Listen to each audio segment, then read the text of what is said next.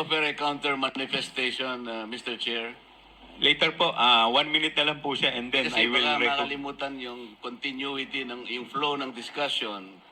I'd like to ask only, Mr. Chair, by way of manifestation, is there anybody who is questioning the power of the purse of Congress?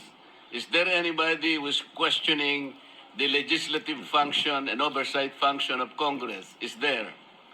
Because if there is none, then we are not supposed to overextend the discussion or any manifestation because nobody is questioning that. And I think nobody could question that.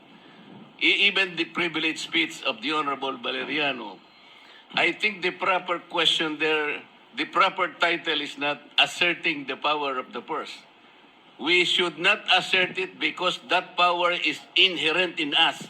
Asserting or not asserting that power is of no moment. Yun po ay birthright. Yun po is inherent right of Congress. And let me make of record, the office of the Vice President, to my mind, did not undermine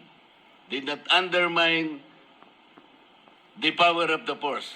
When she personally came in the first hearing and presented herself, including the budget by way of a PowerPoint presentation, she made a presentation, Mr. Chair. And after that, she made a categorical statement that she said, I forgo, Madam Chair, I forgo my opportunity to defend the budget of the Office of the President by way of question and answer, and instead I leave it to the discretion of the House of Representatives on their decision to decide on the proposal as presented.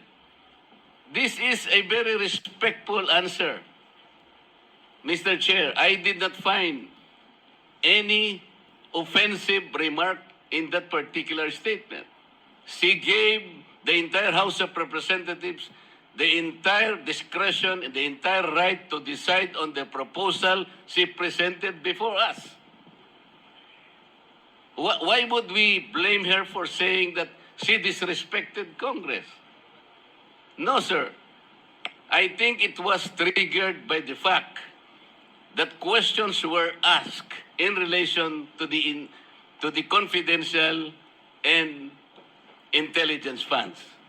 To my mind, Mr. Chair, these particular funds were subjected to a notice of disallowance.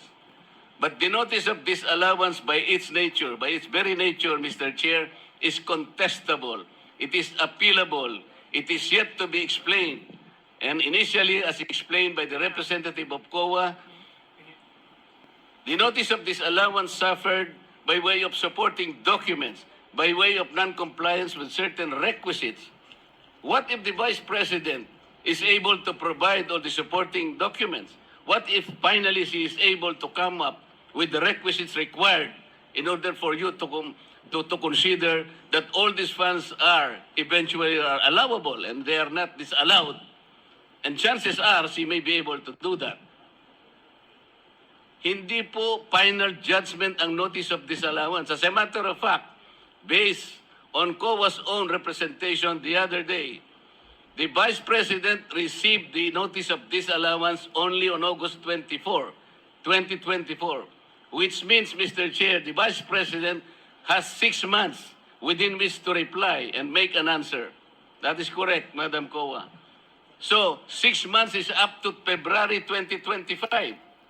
We should give her all the allowance. We should give her the time. Because 6 months is 6 months. So why are we rushing to make a judgment? As a matter of fact, as I have already initiated earlier, Mr. Chair, when you said that anything we can discuss in this committee provided it is of public interest, and you said that intelligence funds and confidential funds are public interest. But I said, because of our own rules, we should make a prior and preliminary determination that is directly and principally connected to malfeasance, misfeasance, or non-feasance. We have not made that determination. How can we now begin questioning whether or not the intelligence funds covered by an initial notice of disallowance is already directly and principally connected with non-feasance or misfeasance or malfeasance. Madam COA, how many agencies of government today are subjected to notice of disallowance? Do you have a number?